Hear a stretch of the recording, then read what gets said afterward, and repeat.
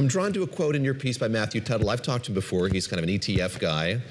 And he says to you, this is an insane amount of trades.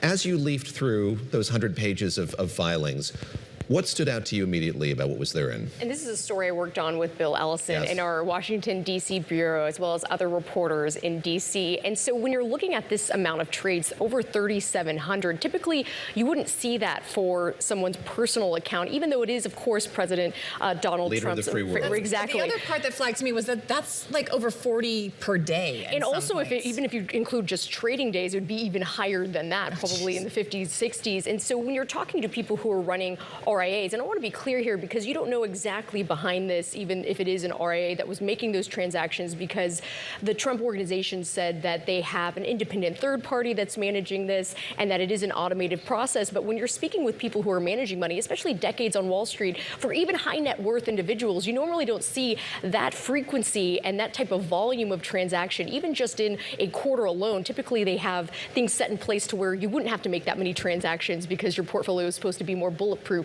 despite what happens if there are gyrations in financial markets. Before we dig into this more, read a statement here from the White House. They dismissed questions about potential conflicts. David Ingalls saying that Trump only acts in the best interest of the American public. He added there are no conflicts of interest. We have a spokesperson for the Trump Organization saying the president's holdings are independently managed, as you mentioned, by a third party. Financial institutions have control over all of these investment decisions with trades executed through automated processes.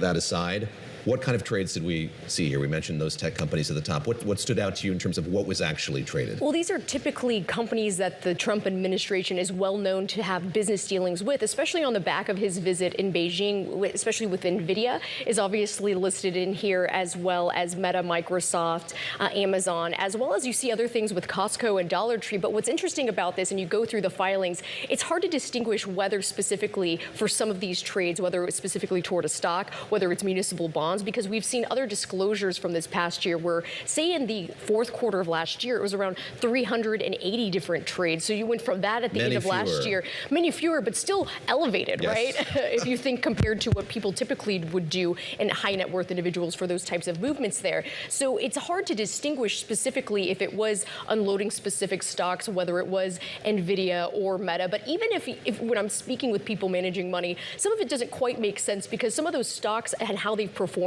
since the end of March, say Amazon on a stellar run, especially in April. I mean, we've seen it up double digits at this point, but then Meta a bit more mixed. So say if you are talking to people managing money, why not just buy and hold something? And so maybe that raises a lot of their questions because they're wondering, well, is it more like an algo? Is it multiple money managers and financial advisors? We don't necessarily know that just now. I'm going to step back and ask a series of stupid questions. Why don't we know who or what is exactly making these trades?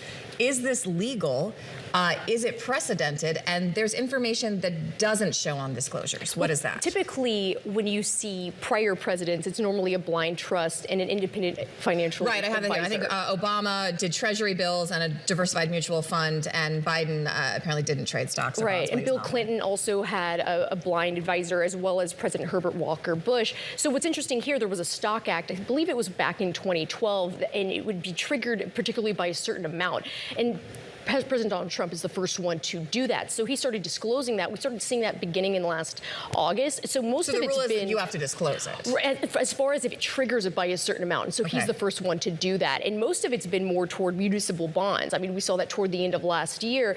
This is a little bit more question because we're wondering, well, is it still municipal bonds that they're doing? And you can't necessarily, when you're going through all of this, see specifically whether this is a derivative, whether this is a stock, whether this is a bond. So there are those questions about just the volume of those trades, what exactly is going on there, and if it is automated process, like the Trump organization was saying, but people still are wondering because you don't normally see that in high net worth individual accounts. And you can't see the exact timing, right? Well, there actually is. On February 10th, there was a number of transactions with some of these big tech names, NVIDIA included, and then about a week later, obviously, there was different deals and things being made with NVIDIA. So that was something that raised some eyebrows among people on Wall Street. But again, we still need more information because it doesn't necessarily dictate and lay out all of that in these regulatory filings. I'm going to make an observation, a long-winded one, and then you can comment on it if you'd like.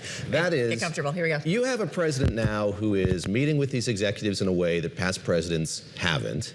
talking about these companies, in some cases getting the U.S. government involved in private companies in a way that we haven't seen either. I think of Intel in particular.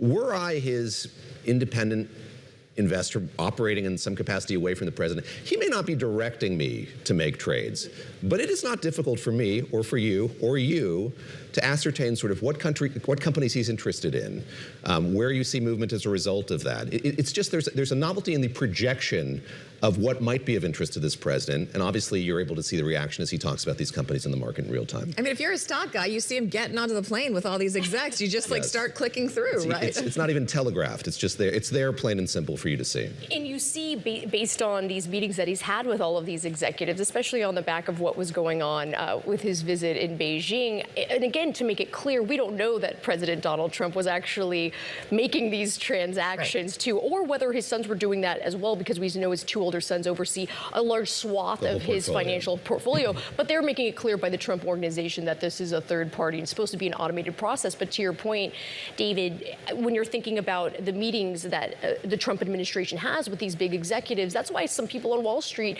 more so are wondering, well, what do we not know? When you're the president of the United States, you have so much at your disposal. They're wondering, well, what information do we not have and what type of trades we're making? Can I get one last question in on that point? So you brought up the fact that I think this, and somebody said this to you, like Adam Saran said this to you, wondering sort of how these trades meted out in the end. Were they positive or negative?